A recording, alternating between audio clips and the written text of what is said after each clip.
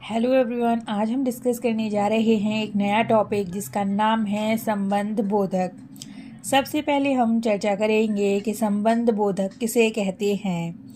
वे अविकारी शब्द जो संज्ञा या सर्वनाम के साथ आकर उनका संबंध वाक्य के अन्य शब्दों के साथ प्रकट करते हैं, वे संबंध बोधक अव्यय कहलाते हैं। इनके साथ किसी न किसी प्रसर्ग का प्रयोग भी होता है। अब हम जानेंगे संबंध बोधक के प्रकार के बारे में।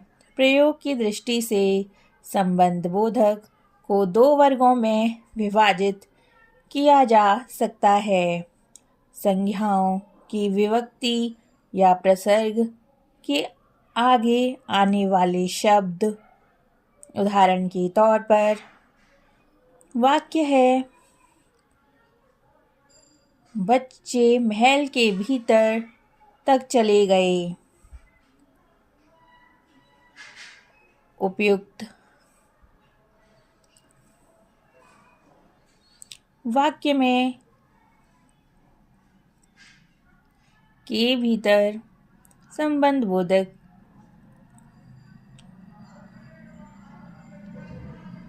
की ओर दर्शाता है। अब हम चर्चा करेंगे दूसरे प्रकार के बारे में। संज्ञाओं के आगे बिना विभक्ति या प्रसर्ग के आने वाले शब्द। उदाहरण के तौर पर वाक्य है, पीठ पीछे किसी की बुराई नहीं करनी चाहिए। अब पीछे संबंध बोधक का उदाहरण है उपयुक्त वाक्य में।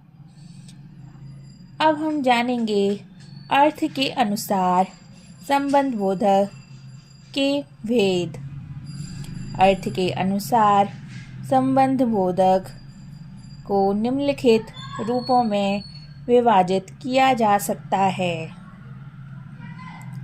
उदाहरण है कालवाचक, स्थानवाचक, दिशावाचक, साधनवाचक, विरोधवाचक,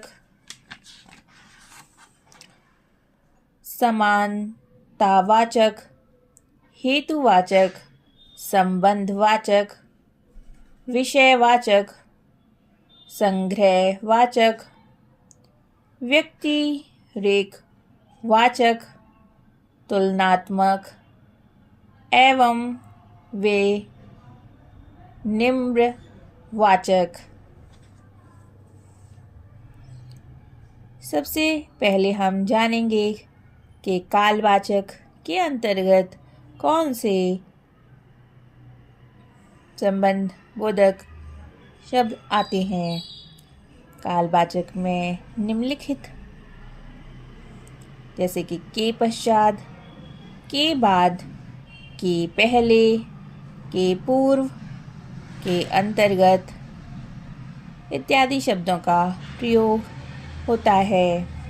स्थानवाचक संबंध बोधक में के बाहर, के भीतर, के अंदर, के ऊपर, के सामने, के बीच, के पास इत्यादि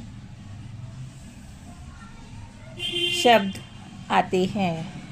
अगर हम दिशावाचक संबंध बोधक के बारे में बात करें तो उधर, इधर, की ओर, की तरफ, के पास इत्यादि आते हैं।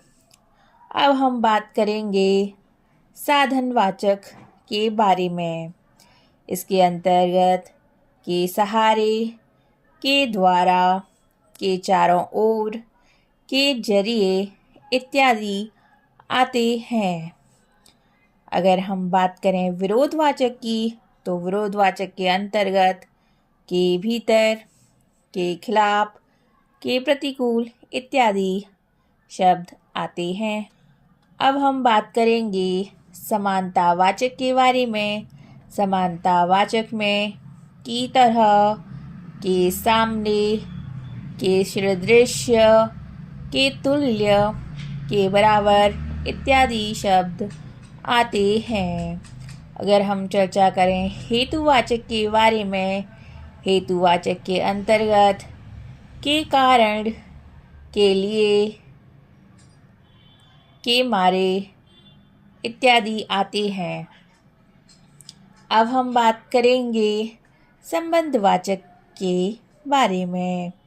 संबंधवाचक संबोधक के अंतर्गत के साथ, के समेत, के संग इत्यादि आते हैं। विषयवाचक के अंतर्गत के विषय में, के बारे में इत्यादि आते हैं। संग्रहवाचक में भर, पर्वत, तक, सहित इत्यादि आते हैं। व्यक्तिरेखवाचक के अंतर्गत के बिना, से रहित, की वजह इत्यादि आते हैं। अगर हम चर्चा करें तुलनात्मक के बारे में, इसके अंतर्गत के आगे, की अपेक्षा इत्यादि आते हैं। विनिम्र वाचक के अंतर्गत के बदले, की जगह इत्यादि शब्द आते हैं।